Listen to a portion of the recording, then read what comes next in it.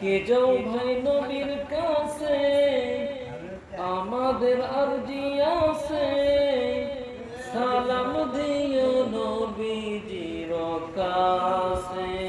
নবী গো এই গরিবের কি বা করার আছে, টাকা পয়সা নাই আমার মক্কা মদিনা যাওয়ার, ভালোবাসতে থাকবো আমি জীবন যতদিন আমার। ওগো আল্লাহ পরওয়ার, দেখা দাও নবীর দিদার, না যাওয়ার ব্যথা যাবে ভুলে। নবী গো এই গরিবের কি বা করার আছে, যে মদিনার পাগল হয় আল্লাহ তাহার সহায় হয়, জীবনে যে কোনো সময় একবার যাওয়া হয়ে যায়। দুরুদ সালাম করতে থাকো, তাহাজ্জুদে কাঁদতে থাকো, দেখবা একদিন যাওয়া হয়ে গেছে। নবী গো এই গরিবের কি বা করার আছে। এই মসজিদে আসার জন্য তৌফিক দান করলেন, ইনশাআল্লাহ পাকের দরবারে আমরা প্রাণ খুলে মন উজাড় করে দিয়ে মহান আল্লাহ রাব্বুল আলামিনের শুকরিয়া জ্ঞাপন করছি, জোরে সোরে বলছি আলহামদুলিল্লাহ। সম্মানিত মুআদ্দিস মুহতারাম, আল্লাহ রাসূল বলে দিয়েছেন তামলাউল মিজান, যে ব্যক্তি আল্লাহ রাব্বুল আলামিনের প্রশংসা তার হৃদয়ের সমস্ত আবেগ দিয়ে আল্লাহ পাকের শুকরিয়া জ্ঞাপন করবে, আল্লাহ রাসূল বলেছেন কিয়ামতের দিনে মিজান পরিপূর্ণ সওয়াব তার আমলনামায় আল্লাহ পাক দান করে দিবেন। আরেকবার বলি সুবহানাল্লাহ। সেই জন্য আবারও আমরা আল্লাহ পাকের শুকরিয়া জ্ঞাপন করছি, বলছি আলহামদুলিল্লাহ। আল্লাহ রাব্বুল আলামিন বলে দিয়েছেন লা ইন শাকারতুম লাযীদান্নাকুম ওয়া লা ইন কাফারতুম ইন্না আযাবি লাশাদীদ। আল্লাহু আকবার বলেন। আল্লাহ পাক সূরাতের মধ্যে বলে দিয়েছেন যেই বান্দাগুলো আমার শুকরিয়া জ্ঞাপন করে আমি আল্লাহ রাব্বুল আলামিন তার জন্য আমার নিয়ামতের দরজা আরো বৃদ্ধি করে দেয়। বলেন সুবহানাল্লাহ। আর যারা আল্লাহ পাকের নিয়ামত পাওয়ার পরে যারা শুকরিয়া জ্ঞাপন করবে না তাদের জন্য আযাবের ব্যবস্থা আল্লাহ রাব্বুল আলামিন করে রেখে দিয়েছেন। এই জন্য সে আল্লাহ পাকের সুখে দুঃখে সকল সময় শুকরিয়া হবে কার? সুস্থ অবস্থায় শুকরিয়া করব কার? অসুস্থতা হওয়ার অবস্থায় শুকরিয়া জ্ঞাপন করব কার? জীবনের প্রতিটা মুহূর্তে শুকরিয়া হবে কার? সে আল্লাহ পাকের শুকরিয়া শুরু আবারও আমরা বলছি আলহামদুলিল্লাহ। সেই সঙ্গে দরুদ সালাম পেশ করছি বিশ্ব নবী সাইয়্যিদুল মুরসালিন খাতামুন নবিয়্যিন, নবীদের নবী যিনি স্বয়ং আল্লাহ রাব্বুল আলামিন যাকে মহব্বত করে ভালোবেসে হাবিব উপাধি দিয়েছেন এবং কিয়ামতের দিনে মাকামে মাহমুদ যাকে দান করবেন এবং উম্মতে মুহাম্মাদীকে শাফায়াতের অধিকার যাকে দান করবেন সেই নবীদের নবী আমাদের সকলের নবী প্রাণপ্রিয় নবীর প্রতি আমরা দরুদ সালাম পেশ করছি। আমাদের হৃদয়ে আবেগ ভরা কণ্ঠ দিয়ে আমরা বলছি সাল্লাল্লাহু আলাইহি ওয়াসাল্লাম। সম্মানিত মুআদ্দিস মুহতারাম, আগে আমাদের একটা বিষয় আলোচনা করা দরকার যে এই যে দরুদ সালাম পড়লাম এতে আমাদের কত সওয়াব হবে এগুলো বিষয়ে আমাদের জানার দরকার আছে না? অবশ্যই দরকার আছে, কারণ আমাদের দেশে শুধুমাত্র দোয়া অনুষ্ঠান হয় না, নাম হয় মিলাদ, মিলাদ মাহফিল। আসলে মিলাদ মানে কিন্তু জন্ম। আসলে এই বিষয়ে মানুষের একটু ভুল ধারণা আছে, সেটা ইনশাআল্লাহ আমি একটু আলোচনা করে আমাদের মূল আলোচনায় যাব। আল্লাহ যেন তৌফিক দান করে, আল্লাহুম্মা আমিন। সম্মানিত মুআদ্দিস মুহতারাম, আল্লাহ পাক ঘোষণা করে দিয়েছেন ইন্নাল্লাহা মালাইকাতাহু ইউসাল্লুনা আলান নবী ইয়া আইয়ুহাল্লাযীনা আমানু সাল্লু আলাইহি ওয়া সাল্লিমু তাসলিমা। আল্লাহু আকবার বলেন। আল্লাহ রাব্বুল আলামিন সূরাতুল আহজাবের 56 52 নম্বর আয়াতের মধ্যে বলে দিয়েছেন ইন্নাল্লাহা নিশ্চয় আল্লাহ তাআলা ওয়া মালাইকাতাহু তার ফেরেশতাদেরকে নিয়ে ইউসাল্লুনা আলান নবী নবীর উপরে তারা সকল সময় দরুদ প্রেরণ করে বলেন সুবহানাল্লাহ। তাহলে আমার আল্লাহ কাকে নিয়ে? ফেরেশতাদেরকে নিয়ে কার উপরে দরুদ সালাম পেশ করে? আমাদের নবীর উপরে বলেন সুবহানাল্লাহি ওয়া বিহামদিহি। সম্মানিত মুআদ্দিস মুহতারাম, আল্লাহ রাব্বুল আলামিন বলে দিয়েছেন ইউসাল্লুনা আলান নবী নবীর উপরে দরুদ পড়েন আল্লাহ এবং তার রাসূল। তারপরে তিনি বলেছেন ইয়া আইয়ুহাল্লাযীনা আমানু ওহে তোমরা যারা ঈমান এনেছো তোমরা যারা ঈমান এনেছো সাল্লু আলাইহি ওয়া সাল্লিমু তাসলিমা তোমরাও আমার নবীর উপরে দরুদ ও সালাম পেশ করবেন সুবহানাল্লাহ। এখন দরুদ এবং সালাম এই বিষয়ে আপনারা তাফসীর খুললে পাবেন। তাফসীর ইবনে কাসির, তাফসীরে মাযহারি, তাফসীরে বাইদাবি, তাফসীরে রূহুল বায়ান, এইভাবে পৃথিবীর বুকে প্রায় বাংলা লেখা প্রায় 29টা তাফসীর আছে। ইংরেজি আরো বহুত আছে, বিভিন্ন ভাষায় আছে। আমি কিন্তু কোরআনের উপরেই কিন্তু অনার্স কমপ্লিট করেছি, অর্থাৎ যেটাকে বলা হয় মুফাসসির কোরআন। কোরআনের উপরে 4 বছরের ডিগ্রি কমপ্লিট করা হয়, সেটা আমি করেছি। আমার হচ্ছে ভার্সিটির নাম হচ্ছে অ্যারাবিক ইউনিভার্সিটি ঢাকা। সেখান থেকে ইনশাআল্লাহ আমি কোরআনের উপরে তাফসীর করেছি, তাফসীরের উপরে অনার্স করেছি, যেটাকে এখন আমরা লিখতে পারবো যে মুফাসসির কোরআন। মুফাসসির কোরআন এটা একটা ডিগ্রি, এটা সবাই লিখতে পারবে না। আসলে যারা আলিয়া মাদ্রাসা এমনিতে যারা পাশ করে বা সেইভাবে আলেম হওয়ার পরে লেখে, এটা আসলে তাদের ভুল ধারণা হবে। যারা একমাত্র কোরআনের উপরে 4 বছরের ডিগ্রি কমপ্লিট করার পরে যারা কমপ্লিট করবে তাদেরকে এই ডিগ্রিটা তারা লিখতে পারবে। যাই হোক, আল্লাহ পাক তৌফিক দিয়েছেন বিদায় পেরেছি, আল্লাহ পাকের শুকরিয়া আলহামদুলিল্লাহ। তো যাই হোক, আমরা অনেকগুলো কিতাব আদি সেগুলো গবেষণা করে দেখেছি। তারা বলেছেন যে এই যে দরুদের কথা যখন বলা হলো তখন সাহাবীরা নিজে নিজেই কোনো দরুদ বানায় নাই। তারা কি করলেন? বিভিন্ন প্রকার হাদিস আছে, হাদিসের মধ্যে আপনারা পাবেন, এবং পাশাপাশি হাদিস ছাড়াও যেগুলো তাফসীর আছে, আমি সব থেকে যেটা ভালো পেয়েছি সেটা হচ্ছে তাফসীরে ইবনে কাসির।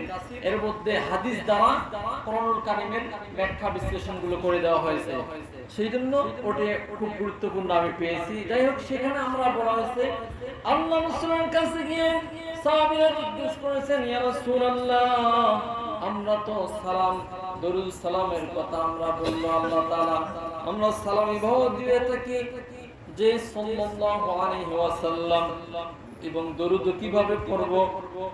তখন আল্লাহ পাকের রাসূল তিনি বলে দিলেন তোমরা বলো আল্লাহুম্মা সাল্লি আলা মুহাম্মাদ ওয়া আলা আলি মুহাম্মাদ। দরুদ ইব্রাহিম আপনারা জানেন, একবার পড়েন আল্লাহুম্মা সাল্লি আলা মুহাম্মাদ ওয়া আলা আলি মুহাম্মাদ কামা সাল্লাইতা আলা ইব্রাহিম ওয়া আলা আলি ইব্রাহিম ইন্নাকা হামিদুম মাজিদ। اللهم بارك على محمد وعلى آل محمد كما باركت على إبراهيم وعلى آل إبراهيم إنك حميد مجيد। সম্মানিত মুআদ্দিস মুহতারাম, এটা সহিভাবে দরুদ পড়া, এটা তো আমরা একবার পাঠ করলাম, আমরা কি সওয়াব হলো? আল্লাহ রাসূল বলেছেন যারা এই দরুদ শরীফ পাঠ করবে, নবীর উপরে দরুদ শরীফ যারা পাঠ করবে, একবার যারা দরুদ পড়বে সঙ্গে সঙ্গে তার আমলনামায় আল্লাহ পাক 10টি রহমত নাযিল করে দিবেন, বলেন সুবহানাল্লাহ। শুধু তাই নয়, আল্লাহ রাসূল বলে দিয়েছেন তাদের আমলনামা থেকে 10টি গুনাহ আল্লাহ তাআলা maaf করে দিবেন। শুধু তাই নয়, তাদের আল্লাহ পাকের যে উন্নত মর্যাদাশীল দরজা আছে, 10টি দরজা ওই বান্দার জন্য, যেই বান্দা নবীর প্রতি দরুদ সালাম পেশ করবে তার উপরে 10টি দরজা আল্লাহ পাক বৃদ্ধি করে দিবে, বলেন সুবহানাল্লাহ। এখন আসুন, যদি আমরা নবীর প্রতি দরুদ সালাম না পড়ি তাহলে কি হবে? আল্লাহ রাসূল বলে দিয়েছেন, আবু হুরায়রা রাদিয়াল্লাহু তাআলা থেকে বর্ণিত, তিনি বলেন আল্লাহ রাসূল অভিশাপ দিলেন, সেই ব্যক্তির নাক ধুলাইয়ের মধ্যে ধুলিত হোক যে ব্যক্তি আমার নাম শুনলো এবং দরুদ সালাম পড়লো না। অন্তপক্ষে ছোট্ট একটা দরুদ সালাম আছে, সেটা হচ্ছে সাল্লাল্লাহু আলাইহি ওয়াসাল্লাম। নবীর নাম শোনা মাত্র এই কথাটি যদি কেউ না বলে, তার উপরে অভিশাপ করেছেন আমার রাসূল।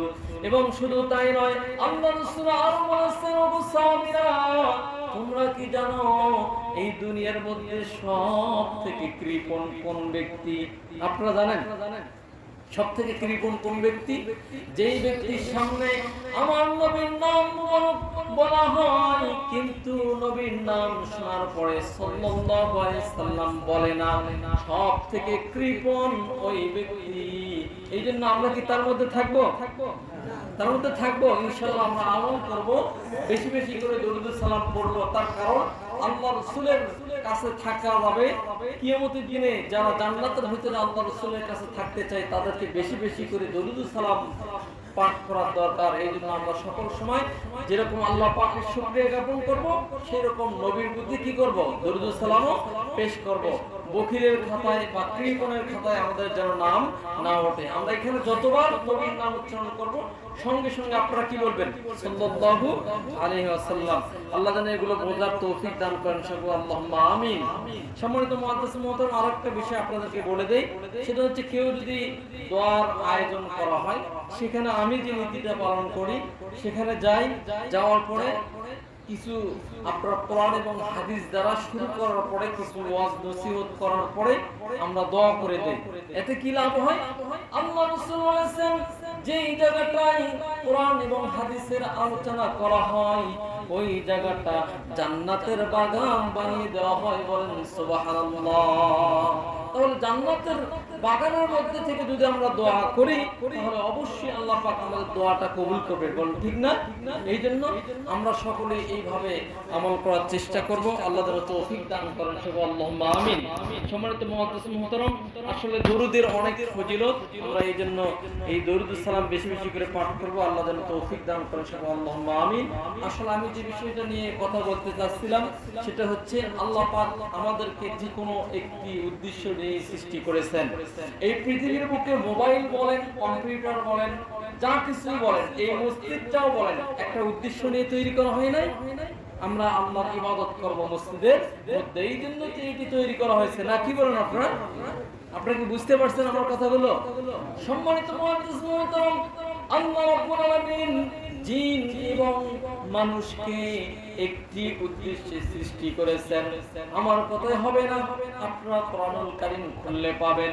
আল্লাহ রাব্বুল আলামিন সূরাতুজ জারিয়াত 56 নম্বর আয়াত 27 নম্বর পারার 2 নম্বর পৃষ্ঠার 4 নম্বর লাইনের মধ্যে বলে দিয়েছেন, বিসমিল্লাহির রহমানির রহিম, ওমা খলাকাতুল জিন্না ওয়াল ইনসা ইল্লা লিয়াবুদুন। আল্লাহু আকবার বলেন। আল্লাহ রাব্বুল আলামিন বলে দিয়েছেন, ওমা খলাকাতুল জিন্না ওয়াল ইনসা ইল্লা লিয়াবুদুন। আমি জিন এবং মানুষকে শুধুমাত্র আমার ইবাদতের জন্যই সৃষ্টি করেছি। বলেন সুবহানাল্লাহ। আর ইবাদতের মধ্যে সব থেকে শ্রেষ্ঠ ইবাদত হচ্ছে সালাত। বলেন সুবহানাল্লাহ।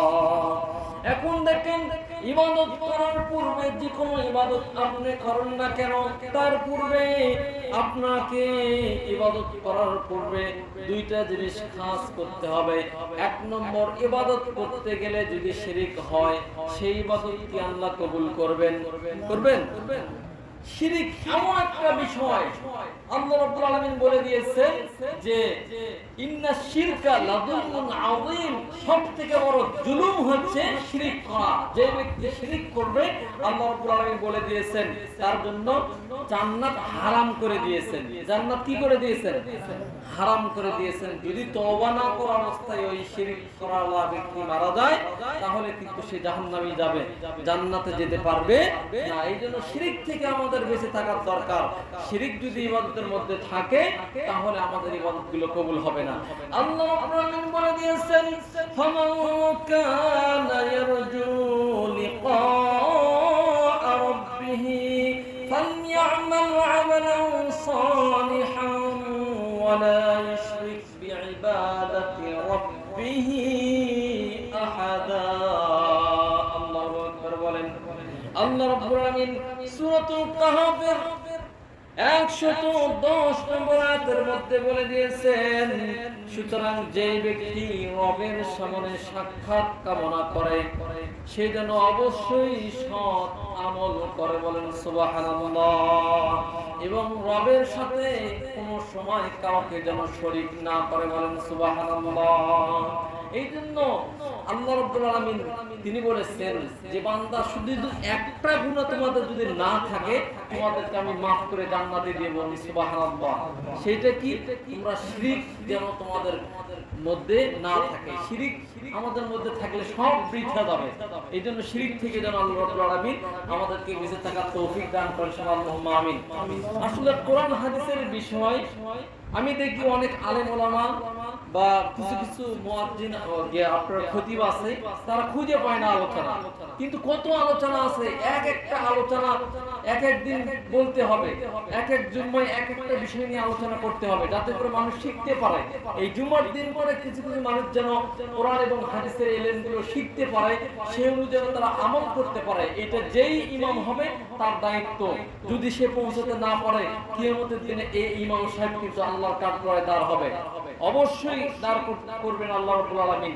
এই জন্য জবাবদিহি হতে হবে। আপনারা যে ইমামই নেন কোনো সমস্যা নাই, তার যোগ্যতা এবং সে যেন ইনশাআল্লাহ কোরআন এবং হাদিস অনুযায়ী মানুষকে বলতে পারে সেরকম দেখে আপনাদেরকে নিতে হবে। আল্লাহ যেন সেই তৌফিক আমাদের দান করে, আল্লাহুম্মা আমিন। সম্মানিত মুহাদ্দিস মুহতারাম, এই জন্য যে কোনো ইবাদত করেন সকল ইবাদতের জন্য দুইটি শর্ত থাকতে হবে। এক নম্বর হচ্ছে ইখলাসুন নিয়াত, কি উদ্দেশ্য নিয়ে, কাকে খুশি করার জন্য, কাকে আমি খুশি করব সেই উদ্দেশ্যটা কি হবে।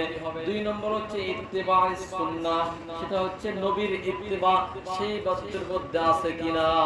তাহলে এক নম্বর হচ্ছে ইখলাসুন নিয়াত, আমরা যে কোনো ইবাদত করি না কেন কাকে খুশি করার জন্য করব? সালাত পড়ব আল্লাহকে খুশি করার জন্য, দুনিয়ার কোন মানুষকে খুশি করার জন্য নয়। যাকাত দেব আল্লাহকে খুশি করার জন্য, দুনিয়ার কোন মানুষকে দেখানোর জন্য নয়। হজ করব দুনিয়ার কোন মানুষকে দেখানোর জন্য নয়। হাজী সাহেব নাম লেখানোর জন্য নয়, আল্লাহকে খুশি করার জন্য। এইভাবে জীবনের সকল ইবাদত করব আমরা একমাত্র কাকে খুশি করার জন্য। আল্লাহ পাক বলে দিয়েছেন, ওমা উমিরু ইল্লা লিয়াবুদুল্লাহ মুখলিসিনা লাহুদ্দীন হুনাফা। আল্লাহু আকবার বলেন। সূরাতুল বাইয়িনা 5 নম্বর আয়াতের মধ্যে আল্লাহ পাক বলে দিয়েছেন, তোমাদেরকে ছাড়া কোনো নির্দেশ দেওয়া হয় নাই যে তোমরা একমাত্র আল্লাহ ছাড়া অন্য কারো ইবাদত করো। তাহলে কার ইবাদত করতে হবে? একনিষ্ঠভাবে একমাত্র আল্লাহ তাআলার ইবাদত করতে হবে। যদি আল্লাহ তাআলা বাদ দিয়ে অন্য কারো ইবাদত করি তাহলে সব শেষ হয়ে যাবে। আমরা সূরাতুল ফাতিহার মধ্যে বলে থাকি, ইয়্যাকা না'বুদু ওয়া ইয়্যাকা নাস্তাঈন। আল্লাহ, আমরা শুধু তোমার ইবাদত করি এবং তোমারই কাছে সাহায্য প্রার্থনা করি, বলেন সুবহানাল্লাহ। তাহলে সিজদা ইবাদত না? তাহলে সিজদা আমরা মসজিদে কাকে করি?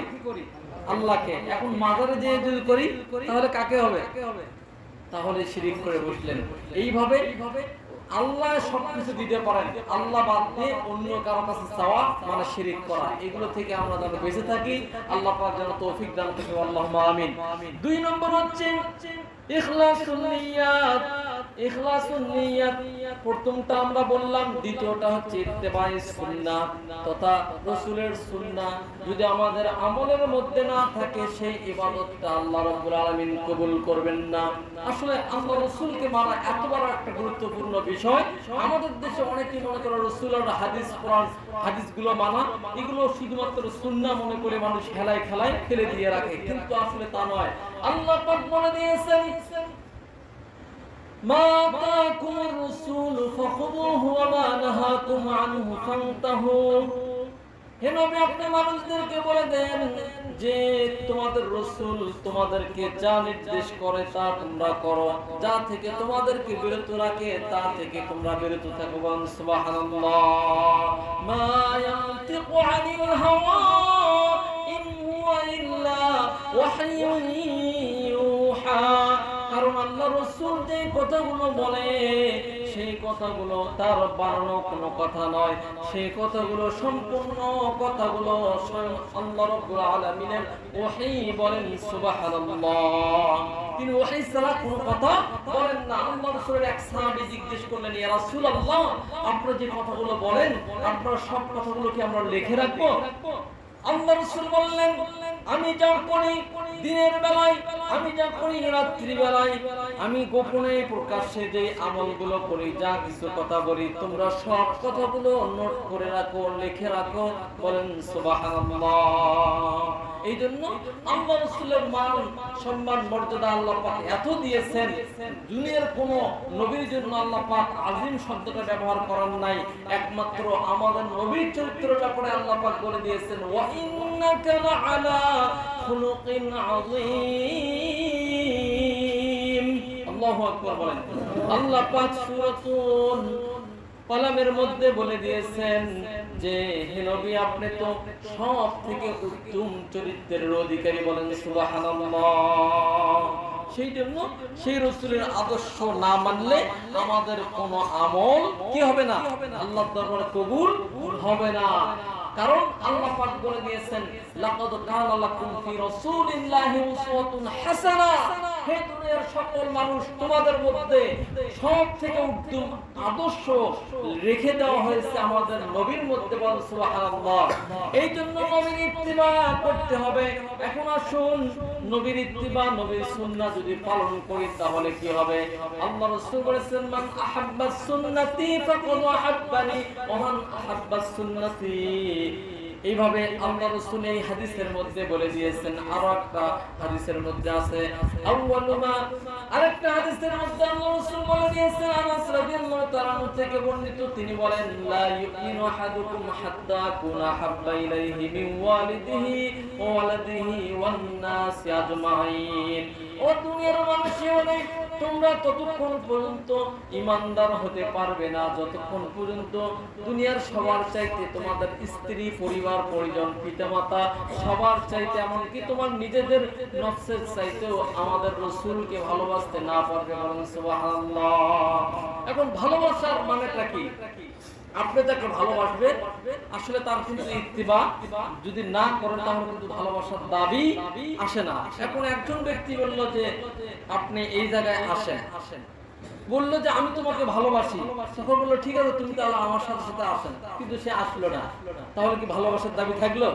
থাকলো না। আল্লাহ রাসূল যেই সুন্নাহ তথা তরিকা যেটা দান করে দিয়েছেন, আল্লাহ রাসূলের সুন্নাহ মোতাবেক চললে আল্লাহ রাসূল বলেছেন সে জান্নাতে প্রবেশ করবে। বলেন সুবহানাল্লাহ।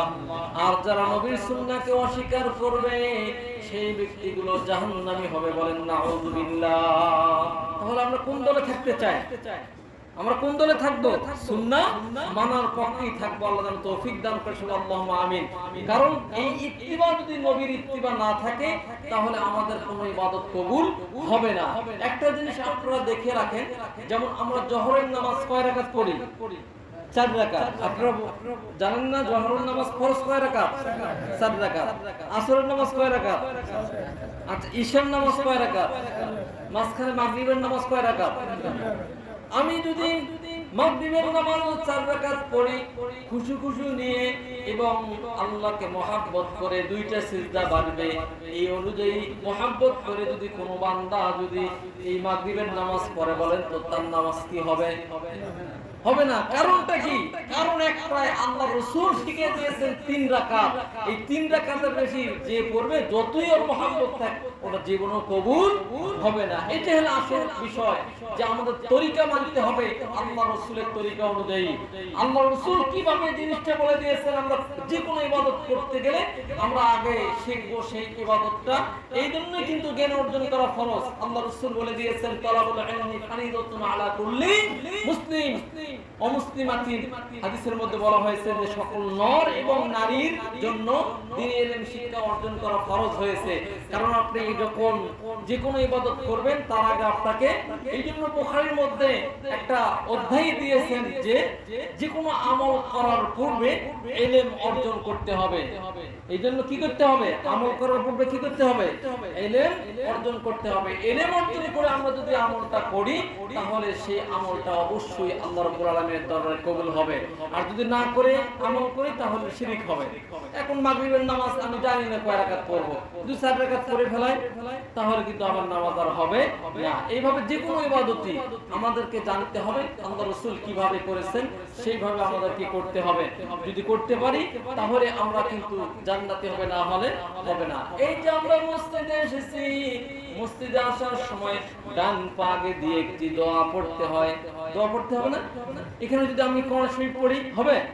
হবে না, কিন্তু কোনোদিনও হবে না।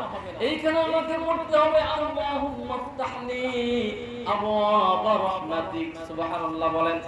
আল্লাহ আমার জন্য তোমার সকল রহমতের দরজা খুলে দেন, বলেন সুবহানাল্লাহ। এই জন্য এটি খালি 3টা দরজা। মসজিদের বাইরে কয়টি দরজা থাকে?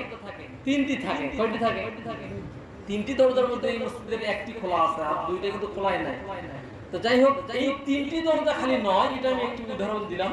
আসলে এখানে আল্লাহর রহমতের যত দরজা আছে আমরা দোয়া করি আল্লাহ আমার জন্য সকল দরজাগুলো, রহমতের দরজাগুলো খুলে দাও, বলি সুবহানাল্লাহ। এই দোয়া যদি আমরা বুঝে করতাম তাহলে কিন্তু অনেক লাভ হইতো। সম্মানিত মুহাদ্দিস মুহতারাম, আবার বের হওয়ার সময় দোয়া আছে। এইভাবে আপনি যখন টয়লেটে যাবেন সেখানেও কিন্তু বাম পা আগে দিয়ে একটা দোয়া করতে হয়, হয় না?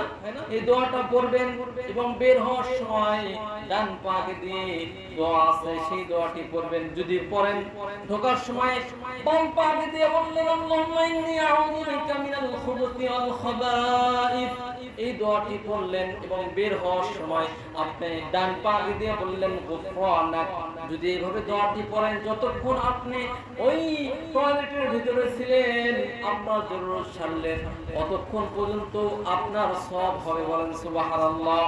আপনি ঘুমায় যাচ্ছেন, ঘুমানোর সময় আপনি পড়লেন আল্লাহুম্মা বিসমিকা আমুতু ওয়া আহইয়া, এই দোয়াটি পড়ে যদি আপনি ঘুমান, ঘুম থেকে যখন উঠবেন ওঠার সময় বলবেন আলহামদুলিল্লাহিল্লাযী আহইয়ানা বা'দা মা মাতানা ওয়া ইলাইহিন নুশুর। যতক্ষণ ঘুমাইলেন ওই ঘুমানোটাও ইবাদতের মধ্যে শামিল করে দিবেন, বলেন সুবহানাল্লাহ। এই জন্য মুমিন বান্দার জীবনের সকল কাজই ইবাদত, বলেন সুবহানাল্লাহ, যদি আমরা নবীর তরিকা অনুযায়ী করতে পারি। এই জন্য আল্লাহ পাক বলে দিয়েছেন বিসমিল্লাহির রহমানির রহিম কুল ইন কুনতুম তুহিব্বুনাল্লাহা ফাত্তাবিউনি ইউহিব্বুকুমুল্লাহ ওয়া ইয়াগফির লাকুম যুনুবাকুম ওয়াল্লাহু গফুরুর রহিম। আল্লাহু আকবার বলেন।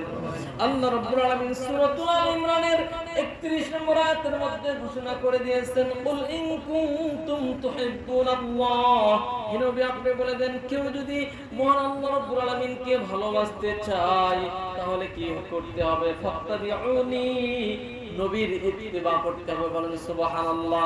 যারা জীবনের সকল ক্ষেত্রে, ব্যক্তি জীবন থেকে শুরু করে পারিবারিক জীবন থেকে শুরু করে জীবনের সকল ক্ষেত্রে নবীর ইত্তিবা করতে পারবে, তাদের জন্য আল্লাহ রাব্বুল আলামিন সুসংবাদ দিয়েছেন ইউহিব্বুকুমুল্লাহ, স্বয়ং আল্লাহ তাকে ভালোবাসবেন, বলেন সুবহানাল্লাহ।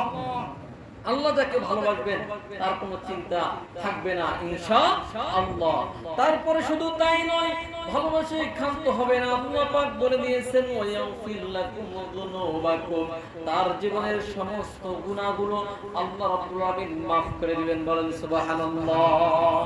আল্লাহু গফুরুর রহিম, আর সীমাহীন দয়ালু এবং ক্ষমাশীল হচ্ছেন আমার আল্লাহ, সুবহানাল্লাহ বলেন।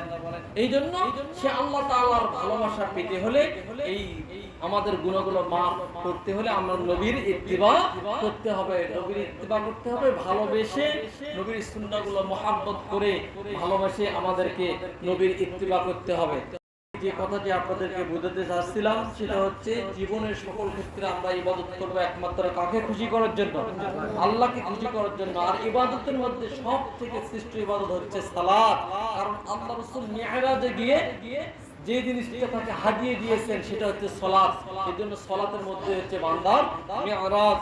এজন্য সালাতে যখন আমরা দাঁড়াবো তখন আমাদের ভাবতে হবে এটি আমাদের জীবনের শেষ নামাজ, শেষ সালাত। সেভাবে জীবনের বিদায়ী নামাজ পড়তে হবে, তাহলে দেখবেন নামাজের মধ্যে আপনারা খুশি খুশি হবে। আরেকটা চিন্তা করতে হবে, হাদিসে জিবরাইলের মধ্যে এসেছে যে আপনি যখন নামাজে দাঁড়াবেন মনে করবেন আল্লাহকে দেখতেছেন। যদি আপনার চক্ষু না থাকে তাহলে এই ধারণা করতে হবে যে স্বয়ং আল্লাহ রাব্বুল আলামিন আমাকে দেখতেছেন, বলেন সুবহানাল্লাহ। এইজন্য আল্লাহর সামনে আমরা দাঁড়িয়ে যাই, সেইখানে দুনিয়ার সকল চিন্তা ভাবনা বাদ দিয়ে উত্তম পোশাক পরে যেন আমরা আল্লাহর ইবাদতগুলো করতে পারি এবং সঠিক সময়ে আল্লাহ যেন সে তৌফিক দান করেন। সকলে আল্লাহুম্মা আমিন। সম্মানিত মুহতারাম, তাছাড়াও আরো যে বিষয়গুলো দোয়া, তাসবিহ, তাহলিল যা কিছু আছে এগুলো আমাদের শিখে নেওয়া প্রয়োজন। ইলম অর্জন করতে হবে। ইলম অর্জন করে আমরা যদি ইবাদত করি সেই ইবাদতটা আল্লাহর কাছে কবুল হবে, আর যদি তা না করি তাহলে সেই ইবাদতগুলো আমাদের কবুল হবে না। সম্মানিত মুহতারাম, এই জন্য কোরআন এবং সহিহ হাদিস অনুযায়ী আমরা যেন আমাদের ইবাদতগুলো করতে পারি, আল্লাহ যেন সে তৌফিক আমাদের দান করেন। আল্লাহুম্মা আমিন। আরেকটা বিষয় আপনাদের সেটা হচ্ছে আপনারা বেশি বেশি করে মা বাবার জন্য দোয়া করবেন। কারণ মা বাবা মানুষের জান্নাতে যাওয়ার একটা মাধ্যম। কোন মা বাবা যদি সন্তানের উপরে নারাজ হয়ে যায় তার কিন্তু জাহান্নাম ছাড়া উপায় থাকবে না। আল্লাহ রাসূল বলেছেন তোমার মা বাবা তোমার জন্য জান্নাত, তোমার মা বাবা তোমার জন্য জাহান্নাম। আমাদের পরিবারগুলোর মধ্যে আজকে দাও দাও করে আগুন জ্বলতেছে। এই জায়গায় পরিবারগুলোর মা বাবাকে আজকে শ্রদ্ধা সম্মান করা হয় না, তাদেরকে ভিন্ন করে দেওয়া হয়, তাদের খোঁজ খবর নেওয়া হয় না। সন্তানরা রুজি রোজগার করে নিজে পেট ভরে খায়, স্ত্রী পরিবার নিয়ে, অথচ মা বাবার খোঁজ খবর রাখে না। এর মতো দুর্ভাগা আর কেউ হবে না। এই জন্য এই জায়গায় আমরা আসবো, পাশাপাশি যাদের মা বাবা চলে গিয়েছে তাদেরকে তাদের জন্য দোয়া করব। বিশেষ করে নাহা রাসূলুল্লাহ সাল্লাল্লাহু আলাইহি সাল্লাম, আল্লাহ রাসূল প্রথমের দিকে কিন্তু কবর জিয়ারত করা নিষেধ করে দিয়েছেন। পরবর্তীতে বলে তোমরা বেশি বেশি করে কবর জিয়ারত করো, কারণ কবর জিয়ারত করলে মৃত্যুর কথা স্মরণ হবে, আর মৃত্যুর কথা বেশি বেশি করে স্মরণ করলে আমরা ইবাদত বেশি বেশি করে করতে পারবো, পাপ কাজ থেকে আমরা ফিরে আসতে পারবো। এই জন্য বেশি বেশি করে আমরা কবর জিয়ারত করব, মা বাবার জন্য দোয়া করব। আর দান সদকা এটা এমন একটা বিষয়, আল্লাহ রাসূল বলেছেন তোমরা একটা খেজুর হলেও দান করে সেটা দিয়ে তোমরা জাহান্নামের আগুন থেকে নিজেকে বাঁচাও। এই জন্য বেশি বেশি করে মসজিদ, মাদ্রাসা, এতিমখানা এবং ফকির মিসকিনদের সামনে আমরা বেশি বেশি করে দান করব। এই বিষয়গুলো আমরা যেন করতে পারি। আল্লাহ যেন আমাদের সবাইকে দান করেন। সকলে আল্লাহুম্মা আমিন।